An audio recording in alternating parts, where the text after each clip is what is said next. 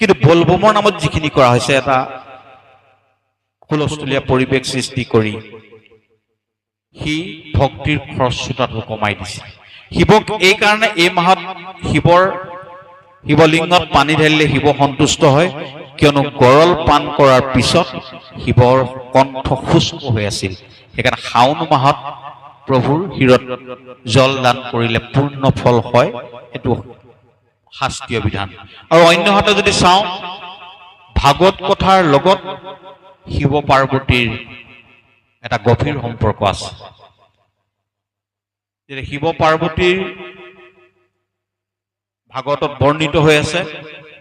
ভাগৱত কোনে কোনে কৈছিল, এই ক্ষেত্ৰতো বৰ্ণিত হৈ থাকোঁতে শিৱ আৰু পাৰ্বতীৰ মাজত ভাগৱত চৰ্চা হৈছিল। অমৰ কথা বুলি কয়, যিটো হৈছিল অমৰনাথত। প্ৰথম সদাশিৱই